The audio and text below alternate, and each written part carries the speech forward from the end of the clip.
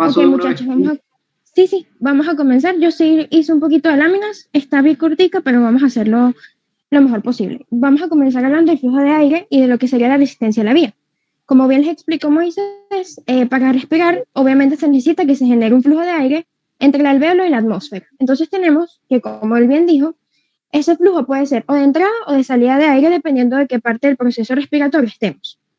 Van a haber varios factores que van a determinar cómo es ese flujo de aire, que ahí se los coloqué. El primero es el gradiente de presión, que ya lo explicó Moisés. Necesitamos que se vaya desde una mayor presión a una menor presión. La otra sería la resistencia de la vía aérea, que significa simplemente cuánto será el roce de ese aire al pasar a través de la vía. Y el siguiente sería el patrón de flujo dentro de la vía aérea. Tenemos que, generalmente, se habla de dos patrones. Puede ser un flujo laminar o un flujo turbulento. Lo importante y lo que necesito que se aprendan para no extenderme mucho es que siempre que se hable de turbulencia, significa que aumenta la resistencia.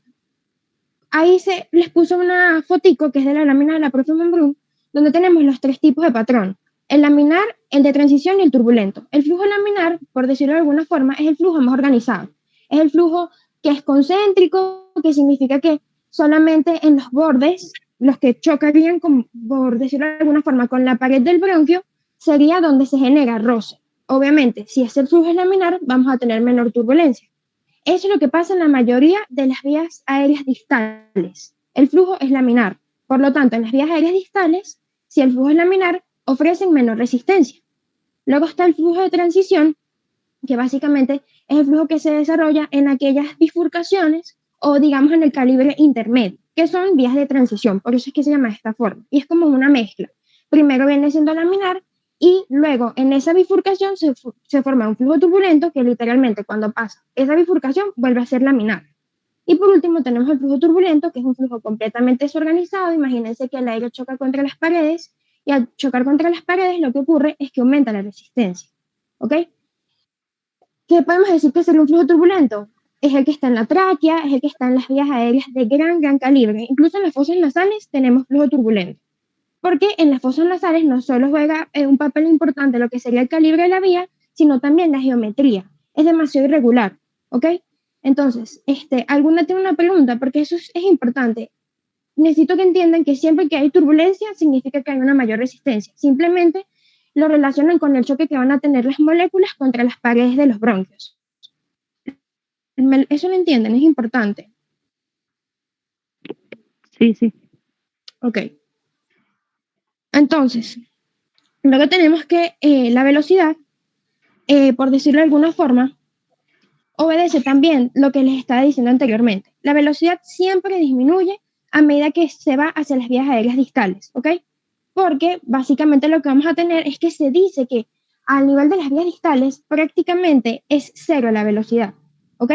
Porque necesitamos que se haga el intercambio gaseoso de calidad, ¿ok? Y ahí les puse lo que es el área de sección transversal, que es la fotico que está también en las láminas de la profe Monbrun. Básicamente, a medida que nos vamos alejando en el árbol respiratorio, las vías se van disponiendo en vez de en serie, en paralelo, ¿ok? Eso hace que aumente el área de sección transversal porque aumenta la ramificación del árbol respiratorio. Entonces, allí aplica lo que es la ley de Ohm, que más adelante les voy a explicar nuevamente. O sea, lo vamos a volver a tocar este punto para que lo entiendan mejor. Entonces, como conclusión de esta parte,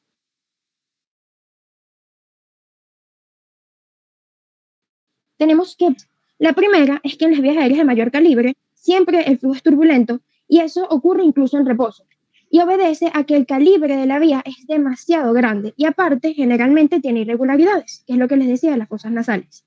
Mientras que en las vías de menor calibre, que son las más distales, digamos que son las de menor calibre, siempre va a ser un flujo laminar. Y eso se debe a que durante incluso la respiración máxima, así con muchísimo esfuerzo, la velocidad del flujo se reduce muchísimo precisamente porque el área de sección transversal va a aumentar. Eso suele confundirlos en la forma en cómo se redacta, porque se los cambian muchísimo. Lo que necesito que entiendan es que siempre que se habla de aumento de la sección transversal, es que la mayor parte de las vías se van a comenzar a disponer en paralelo en vez de en serie, ¿ok? Y entonces eso determina que se pasa de un flujo turbulento a un flujo laminar a lo largo de todo el árbol respiratorio. Es decir, flujo turbulento en las vías de mayor calibre siempre y flujo laminar en las vías de menor calibre siempre, ¿ok? Eso también lo entienden porque esa es la base también de la espirometría. Sí, sí se entiende. Ok.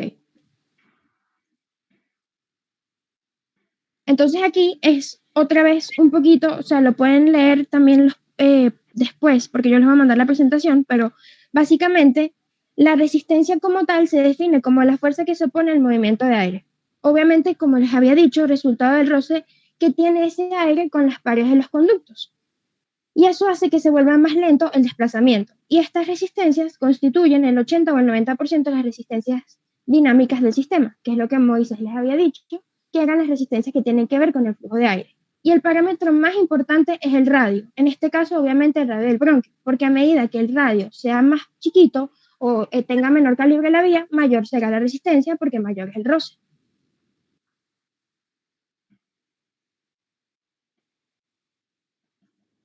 Esto también es importante, esto lo preguntan, por lo menos lo preguntan bastante en los parciales, de cómo es la distribución de la resistencia en la vía. Como les había dicho, la resistencia, el 75% de la resistencia está en las fosas nasales, precisamente por los dos patrones, porque primero es turbulento y segundo, hay demasiadas irregularidades en la vía.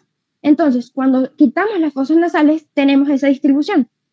Y las vías de menor calibre son las que presentan menor resistencia, nuevamente se los coloco y se los puse en rojo, debido a que su flujo es laminar y que tiene una área de sección transversal menor.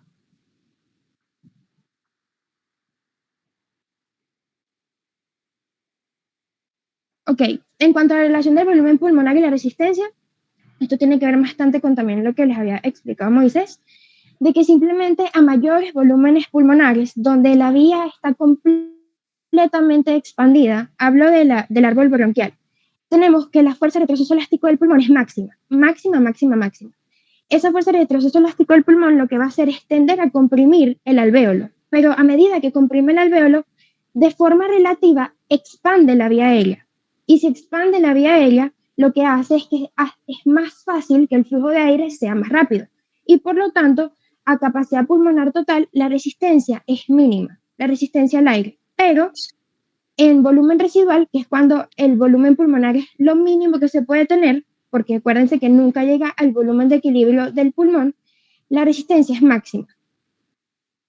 Necesito que tengan feedback conmigo en este momento para que me digan si eso lo entienden. Me perdí un poco, si podrías repetir. Ok, es que yo sé que esto suele causar confusión. En el dibujo, también es de la lámina de la profe, van a ver como una florecita, ¿verdad? Los circulitos negros representan a los alvéolos como tal, ¿ok? Cuando tenemos que estamos respirando a capacidad pulmonar total, es decir, lo máximo que se pueden expandir los alvéolos, la fuerza de retroceso elástico del pulmón va a ser máxima, ¿ok? Porque básicamente va a estar intentando regresar al pulmón a su volumen de equilibrio, que sabemos que no se logra alcanzar cuando el pulmón está acoplado al sistema, ¿ok? Esa fuerza de retroceso elástico del pulmón está representada con esas flechitas negras que, como ven, están dirigiéndose hacia el centro del círculo negro. ¿Me siguen? Sí. Sí. Ok. Esa fuerza de retroceso elástico básicamente está comprimiendo al pulmón, ¿ok? O al alvéolo en este caso. A medida que comprime el alvéolo, como verán, desarrollan esas fuerzas de flechas rojas que más bien están expandiendo la vía aérea. ¿Sí lo entienden? Véanlo como una liga. Como una liga que estamos jalando y si jalamos la liga, la vía aérea va a quedar expandida, ¿ok? Al expandir la vía, la fuerza de roce disminuye y entonces es más fácil que el flujo se desplace con mayor velocidad. Por eso es que les pongo allí y se los redacto para que lo puedan leer, que a capacidad pulmonar total la resistencia es mínima, mientras que a volumen residual la resistencia es máxima. A capacidad pulmonar total es mínima porque la fuerza de retroceso elástico del pulmón es tanta que expande la vía, mientras que a volumen residual la resistencia es máxima porque básicamente a medida que se va acercando a su volumen de equilibrio el pulmón va disminuyendo la fuerza de retroceso elástico. ¿Sí Perfecto, lo y un ven? segundito, complementando un poquito lo que dijiste, para que sepan, estas flechitas negras y estas rojas son todas fuerzas de retroceso, de retroceso elástico de los alveolos, es decir, unas fuerzas de retracción.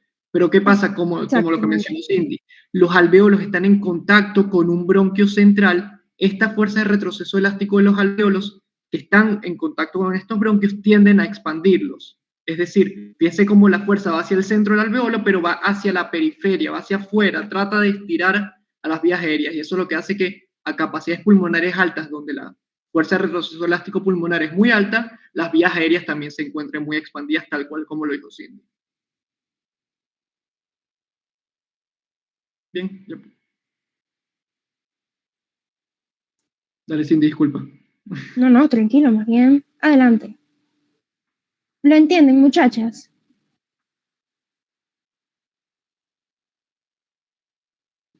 Sí, sí, me quedó más claro.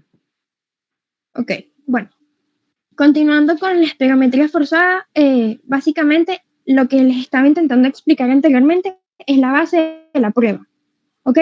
Porque se dice que en el pulmón hay una zona muda, y se dice que es muda porque son vías de muy pequeño calibre que no importa si están obstruidas, clínicamente no se va a observar a menos de que se haga la prueba de espirometría forzada, ¿ok? Esa prueba se basa en que justamente el paciente va a intentar llegar a su volumen residual, donde la resistencia se maximiza y a partir de allí se pueden detectar los focos de obstrucción patológica, justamente cuando la enfermedad está iniciando. Pasamos a lo que sería la espirometría como tal. Que es una prueba. Ajá. La espirometría total básicamente es una prueba que se utiliza para, como les dije, ver la obstrucción en las vías distales. Se basa obviamente en una expiración forzada, es decir, el paciente tiene que expirar la mayor cantidad de volumen en un tiempo mínimo, ¿ok? Entonces lo hace con la mayor fuerza y velocidad posible. Aquí lo que les puse también es como que un esquema que está en la lámina de la profe, donde básicamente tenemos el alvéolo y la vía, ¿ok? Como bien les dijo Moisés, vamos a tener que la presión alveolar es súper importante en esta prueba. Vamos a tener que la fuerza que impulsa la salida del pulmón pues, es precisamente esa presión alveolar. Y esa presión alveolar, como ya se les explicó, tiene que ser superior a la presión atmosférica para que precisamente se pueda expulsar el aire desde el alvéolo hacia el exterior. ¿Ok? La presión del alvéolo siempre va a ser la suma de la fuerza de retroceso elástico del pulmón junto con la de la presión pleural. Esas que son las flechitas verdes. ¿Ok? Mientras que las flechitas azules representan lo que son las fuerzas de los músculos respiratorios. La fuerza de retroceso elástico es importante entender que solo actúa sobre los alvéolos. Eso es lo importante. La fuerza de retroceso elástico actúa sobre los alvéolos, mientras que la de presión pleural actúa sobre todo el pulmón. Entonces, como Moisés les había dicho, siempre la presión pleural es negativa, excepto en este momento. Justo acá es cuando la presión pleural se hace positiva. Y eso es lo que determina que esa presión pleural comprime los alvéolos y la vía literalmente se cierre, que es el principio de la prueba de espirometría forzada. Entonces, en la expiración forzada, cuando se contraen los músculos expiratorios, la presión pleural se hace positiva y entonces la presión de la vía transmural se hace negativa y se produce la compresión de la vía aérea. Se los redacté en rojo, se los dejo allí para que yo sé que esa idea es difícil digerirla, es difícil entenderla, pero si lo leen y escuchan otra vez la grabación, es más fácil entenderlo. Eso, no sé si tienen alguna pregunta, si quieren que se los explique de otra forma.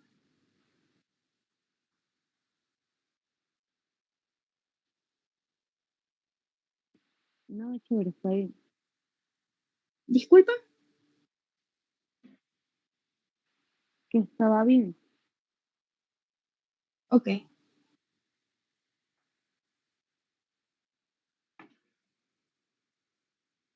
Para explicarles un poco más la prueba como tal, la presión alveolar obviamente impulsa la salida de aire, ¿ok? Ese aire cuando va saliendo por la vía viene con la presión pleural máxima, pero a medida que va pasando por ella, precisamente por la fuerza de roce, la presión pleural se dice que cada vez va disminuyendo, que es la presión de la vía aérea como tal, la que disminuye. hasta que llega un punto en el que esa presión se iguala a la presión pleural. Cuando esas dos presiones se igualan, se dice que se alcanza el punto de igual presión. En ese punto de igual presión es el punto exacto donde ambas fuerzas van a tener la misma magnitud. Y 1 milímetro después de que se alcanza esa PIP, que es el punto de igual presión, si se sigue disminuyendo la presión de la vía aérea, lo que va a ocurrir es que se va a hacer negativa. Y justo en ese momento se cierra la vía. Cuando se cierra la vía, si ocurre a nivel de una vía que es compresible y no la tráquea, que es lo que ocurre normalmente, es cuando se cierra el alvéolo y se detecta la obstrucción en la vía aérea. ¿Ok?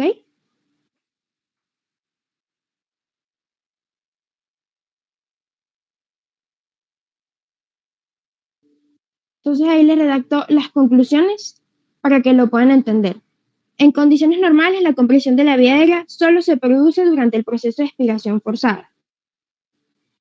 En realidad, la compresión de las vías aéreas se produce durante la fase avanzada del proceso de expiración, cuando únicamente se alcanzan volúmenes pulmonares muy bajos. Durante el proceso de expiración, a medida que se acerca al volumen residual, la fuerza de retroceso elástico del pulmón disminuye y entonces el efecto de la compresión sobre el alvéolo disminuye, pero a su vez lo que hace es que también disminuye el efecto de expansión sobre lo que sería la vía aérea. ¿Eso también me lo entienden? Es básicamente repetirles las conclusiones de lo que había hablado anteriormente de la prueba como tal. ¿Ok?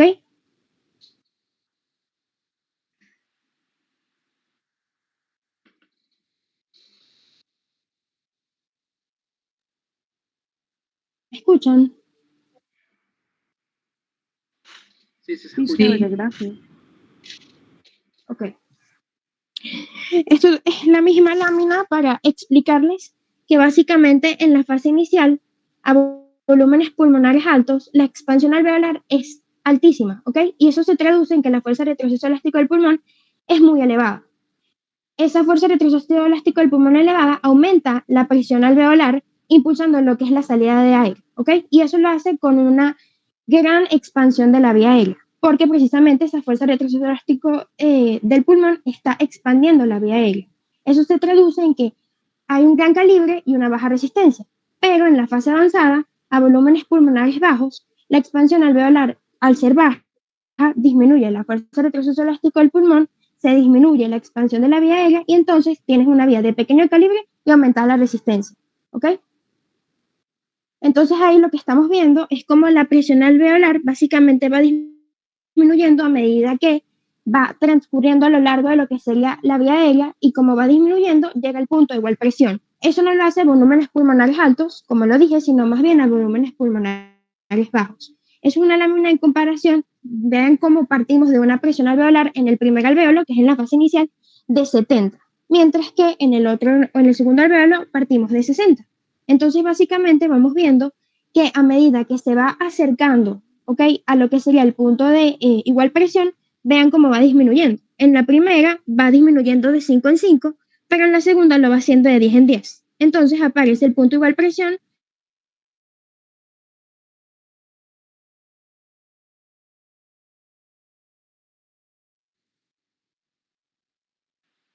en Ok.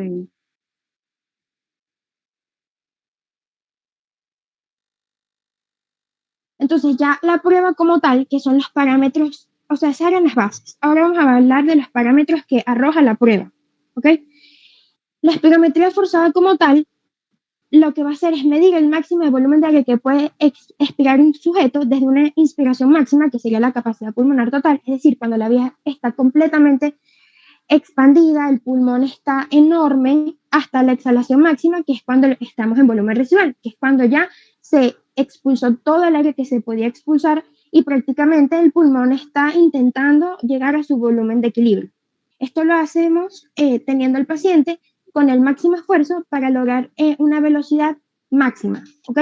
Tiene que ser una prueba en donde el paciente de verdad expulse el aire a la mayor velocidad posible, porque justamente va a arrojar los parámetros espirométricos, que son los que se utilizan para evaluar qué tipo de patrón tiene el paciente al respirar, que es lo que se utiliza en la clínica. Siguiente, Moy, por favor. Entonces, ¿cuáles van a ser esos parámetros espirométricos? El primero tenemos que es la capacidad vital forzada, que básicamente se define como el volumen máximo que puede expulsar ese paciente durante la maniobra, ¿ok? Y esto lo hacemos para saber qué grado de expansión tiene ese pulmón. Básicamente lo que se tienen que acordar es que el punto de corte para saber si el paciente está respirando con una capacidad vital forzada adecuada o no es 80%. Es 80% el valor de referencia. Ahorita vamos a explicar el algoritmo de cómo se saca el patrón como tal, pero necesito que se acuerden que la capacidad vital forzada tiene que ser mínimo 80. Luego está el volumen expiratorio forzado durante el primer segundo, que es el BEF1. Lo voy a decir así para que sea más fácil, que es el volumen expirado en ese primer segundo. Siempre que se utiliza lo que sería el volumen, ya va que me están escribiendo y me distraigo, 2 segunditos. Siempre que sea el volumen expirado durante ese primer segundo durante la maniobra.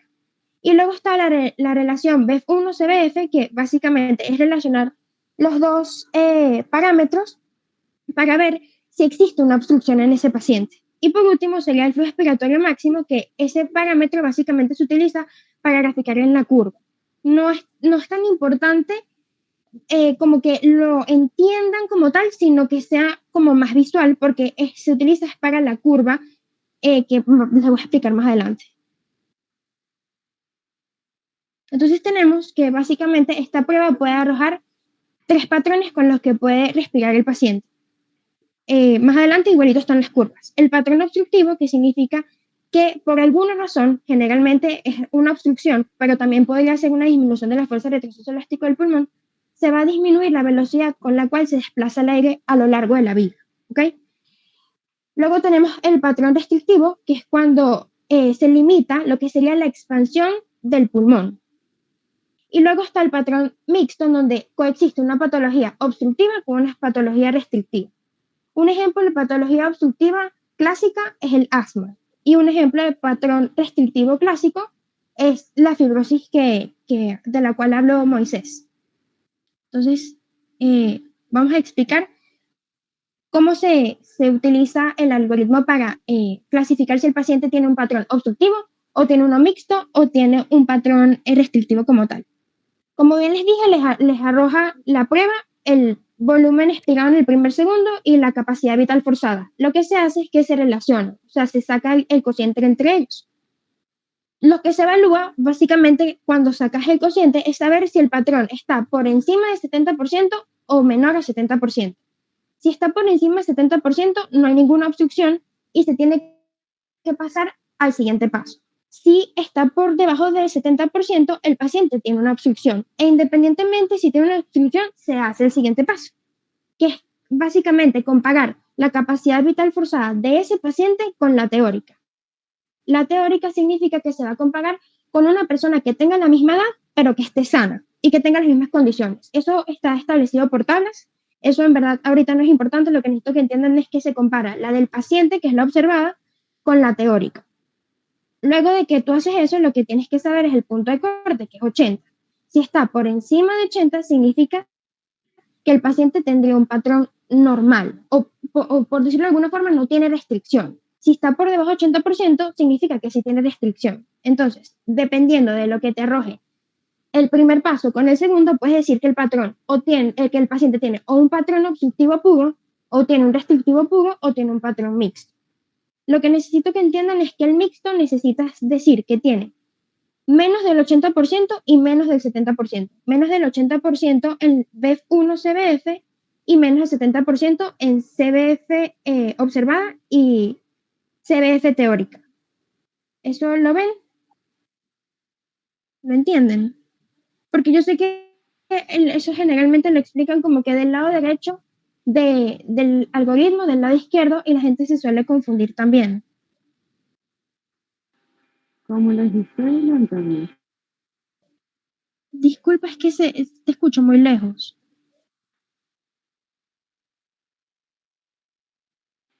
Sí, se entendió. Ok. Ahorita les voy a explicar los patrones como tal. Ok, comenzando con el patrón obstructivo, que ahí están las dos gráficas. Como habíamos dicho, el patrón obstructivo es aquel en el que el paciente, por alguna razón, tiene una disminución del flujo. O sea, se desplaza más lento el aire a lo largo de la vía. Entonces, en la primera curvita, que es la curva volumen-tiempo, lo que va a ocurrir es que como hay una obstrucción, vamos a tener que el flujo de aire va a estar disminuido, ¿ok? Y por eso la pendiente es más bajita. Por lo tanto, no es lo que les estaba diciendo Moisés, de que no es tan vertical, sino que está más acostadita la curva. Estamos comparándolo, obviamente, con una persona sana. Entonces, en el primer segundo, lo que vamos a tener es que disminuye ese volumen expirado. Y entonces, BEF1 va a estar muy disminuido. Pero la cosa acá, y que es lo importante que entiendan, es que el paciente sí logra expirar todo ese volumen. Y por eso, el volumen total expirado es normal. Por eso es que las curvas se logran encontrar en CBF. ¿Ok? En el patrón obstructivo, lo que disminuye es BEF1 y por eso se ve la curva por debajito de la azulita, por decirlo de alguna forma. Porque, como les digo, BEF1 está disminuido, pero logra llegar a CBF. Lo que pasa es que lo hace mucho más lento. Y en la segunda curva, que es lo que les estaba diciendo, que es donde es importante ver lo que es el flujo expiratorio máximo, que es la puntica de la curva, ¿verdad? Ven que no se alcanza. FEM está más bajo y vamos a tener la característica de esta curva, que por eso es que es fácil reconocerla, es que tiene una concavidad.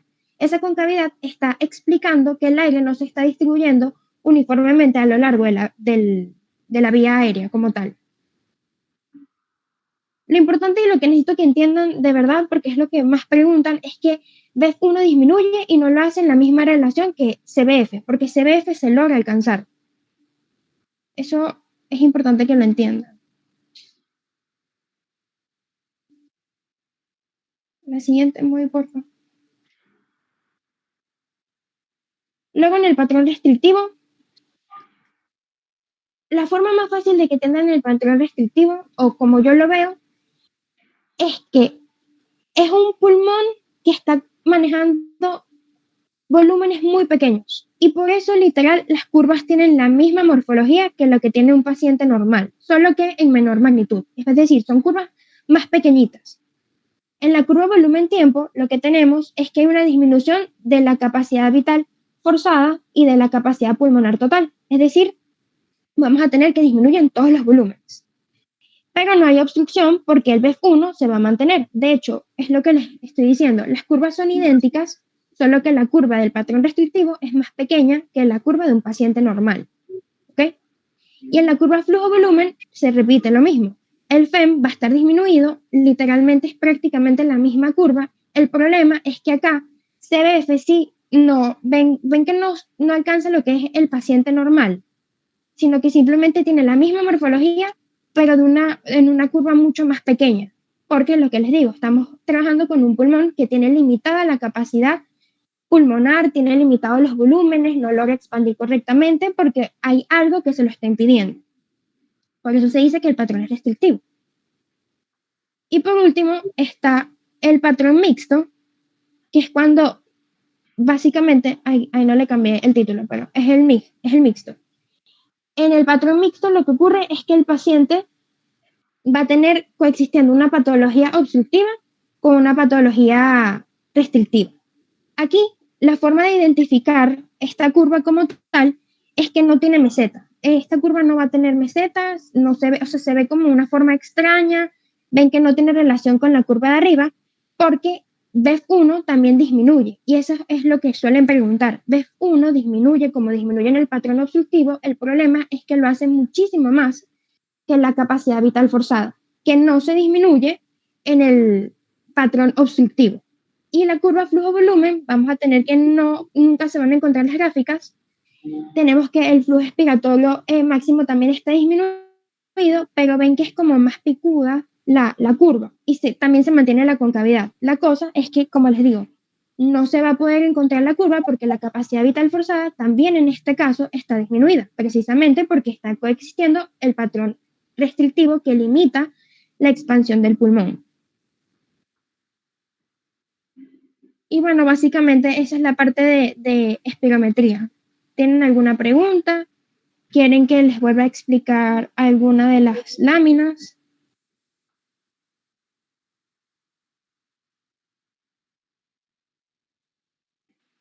Sandra, hay ¿Algún ejemplo de cómo preguntaba la doctora? Esta parte, mira, la verdad, yo no sé si Moy se acuerda, así como que de espirometría forzada, básicamente, que yo recuerde, es lo que te digo, la profesora me acuerdo que preguntó que literal, ¿qué ocurría en la fase avanzada? Y es básicamente que en la fase avanzada, la expresión, cómo se juega con las presiones. Se alcanza el PIP solamente si la vía aérea es compresible, porque acuérdate que eso suele pasar únicamente en las personas normales cuando logran alcanzar la tráquea y la tráquea ya no es compresible. Entonces ese punto de PIP cuando llega en la tráquea no ocurre. Otra cosa que hayan preguntado es espirometría forzada, pues la verdad no me acuerdo de que hayan preguntado algo más. Bueno, Sí ella, mandaron a calcular una sola vez, pero eso fue en el parcial. En el final no se hizo. Yo no he visto un examen de reparación como tal, mandaron a calcular el patrón, que supiera si era patrón restrictivo, mixto u obstructivo. Y más nada, que yo me acuerde. sí, ella les puede poner, por ejemplo, lo de los porcentajes. Siempre que BF1 disminuya menor al 70%, o sea, la relación BF1-CBF sea menor 70, tienen que saber obstructivo. Eso se lo tienen que saber claro, porque eso sí lo ponen. Igual con CBF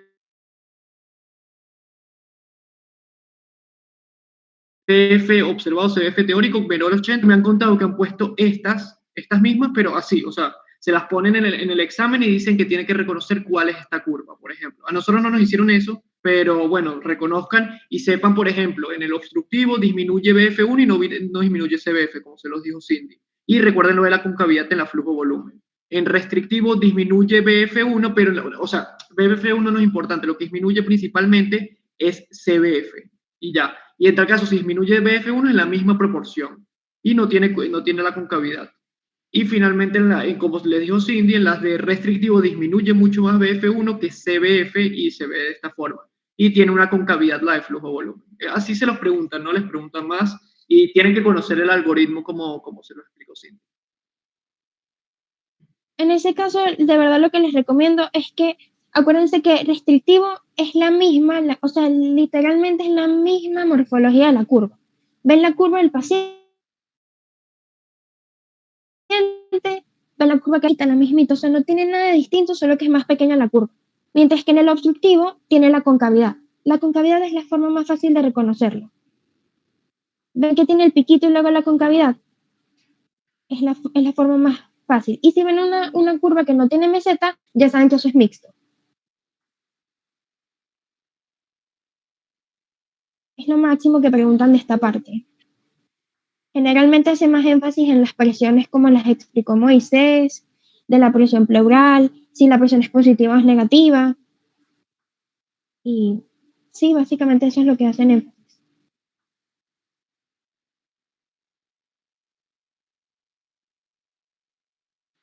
Ok, gracias. De nada, ¿tiene alguna otra pregunta?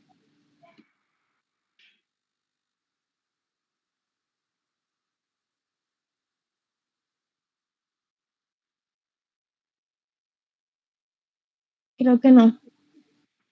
Mauro. Pobrecito Mauro. Ok, no, ahí está, ahí está. ¿Paraste la grabación o la subes tú? ¿Cómo hacemos?